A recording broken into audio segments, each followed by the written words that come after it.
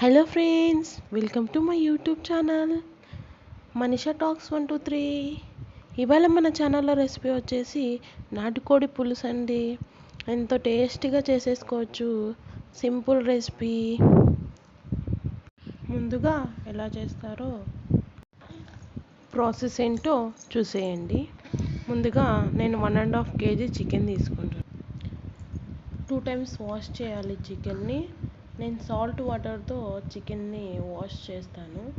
ఏమైనా జస్ట్ అంతా ఉండేది నీట్గా క్లీన్ అయిపోతుంది. చికెన్కి కావాల్సిన మసాలా కొబ్బరి, అలాగే వెల్లుల్లి, అలాగే కొత్తిమీర, పుదీనా ఉంటే పుదీనా కూడా వేసుకోవచ్చు, మీ ఆప్షనల్.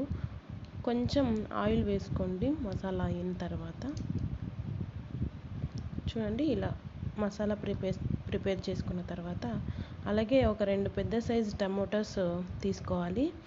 దాన్ని టమోటా గుజ్జు చేసేసుకోవాలి. కుక్కర్ పెట్టేసి కొంచెం ఒక 2 స్పూన్లు అంతా ఆయిల్ వేయాలి. ఎక్కువ అవసరం లేదు, ఒక 2 స్పూన్లు ఆయిల్ వేసుకున్న తర్వాత వాష్ చేసి పెట్టుకున్న చికెన్ ఇందులో వేసిన తర్వాత చిటికెడు పసుపు వేయాలి.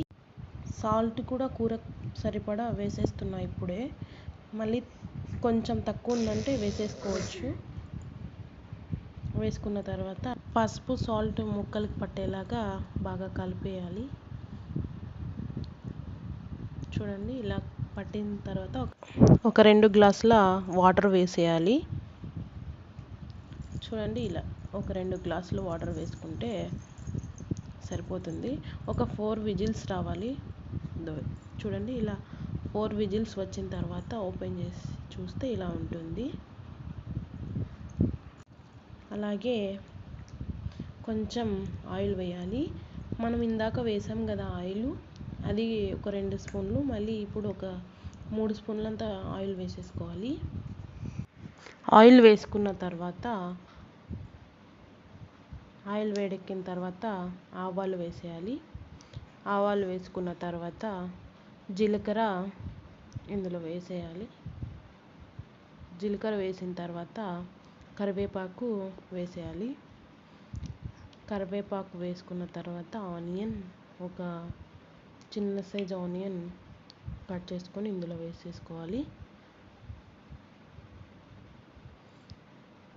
ఆనియన్ ఆయిల్లో ఒక 1 minute పాటు బాగా మగ్గాలి. మగ్గిన తర్వాత అల్లం వెల్లుల్లి పేస్ట్ కూడా ఇందులో వేసేయాలి. అల్లం వెల్లుల్లి పేస్ట్ పచ్చి వాసన పోయేంత వరకు ఆయిల్లో బాగా వేగనివ్వాలి. వేగిన తర్వాత ఇందాక మనం చికెన్ 4 విజిల్స్ వచ్చేంత వరకు ఉడికించాం కదా, అది వాటర్ ఉంటాయి కదా, అందులో సూప్ అయినా చేసేసుకోవచ్చు, ఇందులో అయినా వేసేసుకోవచ్చు, బాగుంటుంది. సూప్ చేసుకున్నా కూడా బాగుంటుంది. నేను ఇందులోనే వేసేస్తున్నా, చికెన్ పులుసులోకి బాగుంటుంది. చూడండి, ఇలా ఉడుకుతున్నప్పుడు కొంచెం పసుపు వేయాలి. ఇంతకుముందు కొంచెం పసుపు వేసుకున్నాం కదా, ఇప్పుడు కొంచెం వేసుకుంటే సరిపోతుంది. అలాగే ఒక 3 teaspoons కారం వేసుకుంటున్నా. స్పైస్ని బట్టి మీరు కారం వేసుకోండి. నేనైతే 3 స్పూన్లు వేసుకుంటున్నా. కారం వేసుకున్న తర్వాత 1 స్పూన్ ధనియా పౌడర్ వేస్తున్నా.